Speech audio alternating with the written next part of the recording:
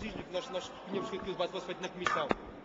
Senhor Presidente, senhoras e senhores deputados, o tema que o CDS hoje traz ao plenário tem a ver com o estado da nossa economia.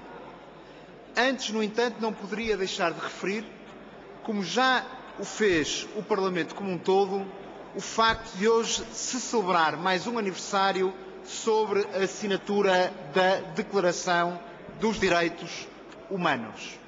Num Parlamento que, evidentemente, tem como sua principal função a defesa dos direitos, liberdades e garantias, não poderíamos deixar de fazer esta referência. Passando ao tema da declaração política, vimos neste meio analisar aquilo que ontem foi dado a conhecer pelo Instituto Nacional de Estatística em relação ao estado da nossa economia no terceiro trimestre deste ano. E as conclusões são evidentes. Portugal não cresce, antes decresce. Caminha, infelizmente, para a recessão. O investimento não dispara. As contas externas estão deterioradas. As perspectivas de longo, médio e curto prazo não são as melhores. As de curto prazo por incapacidade de previsão, as de longo prazo por incapacidade quanto à solução. O Governo está completamente desorientado. A gestão de expectativas é caótica e nem as ajudas de Bruxelas são usadas devidamente. O CDS continua, perante este cenário, a fazer o seu trabalho de apresentar alternativas boas para a economia e para o investimento. Em relação aos impostos, com a defesa das garantias dos contribuintes e um plano para que os impostos sejam mais baixos e mais competitivos. Em relação à justiça, através da resolução alternativa de litígios.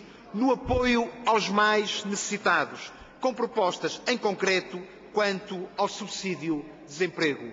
Perante isto, José Sócrates diz que a oposição nada apresenta e nada diz. O problema é que o Governo está totalmente desorientado e passou por várias fases. Em primeiro lugar, a euforia. Em segundo lugar, o delírio. Em terceiro, a negação da realidade.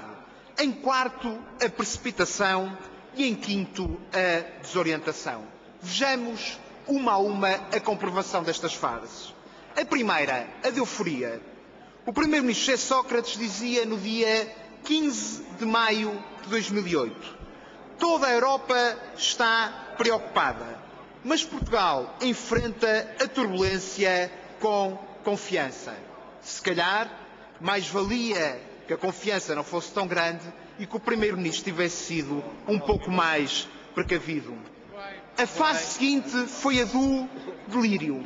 O mesmo Primeiro-Ministro José Sócrates, no dia 24 de abril de 2008.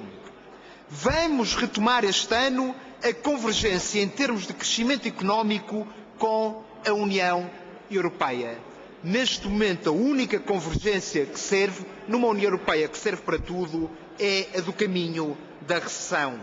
Em abril de 2008, o sempre presente Ministro Manuel Pinho dizia: a economia portuguesa está no bom caminho para uma retoma sólida, não havendo qualquer sinal de crise.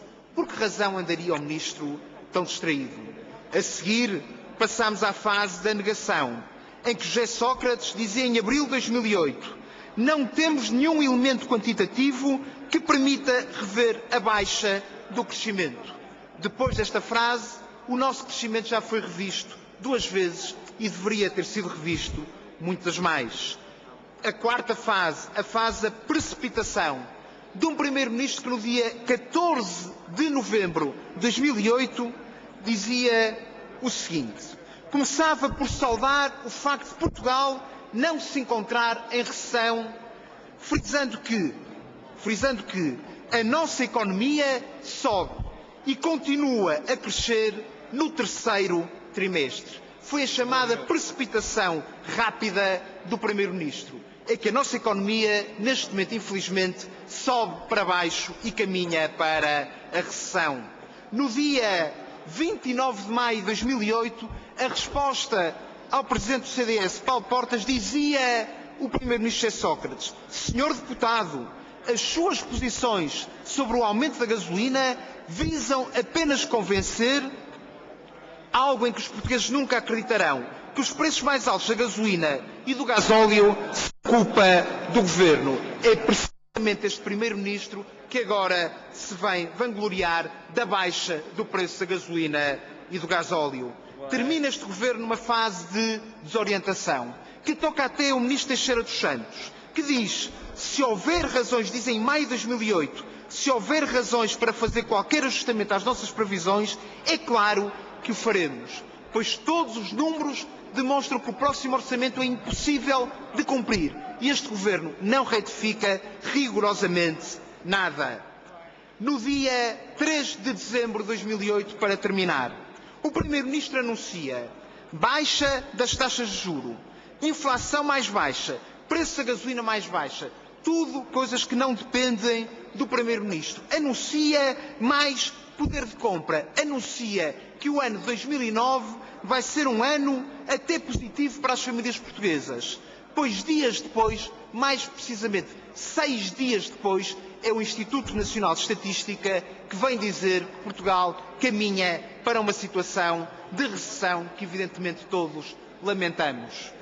Basta de desorientação. Eu não sei se em relação a este Governo não se deveria aplicar uma célebre frase do rei de Espanha: porque não te calas? Bem.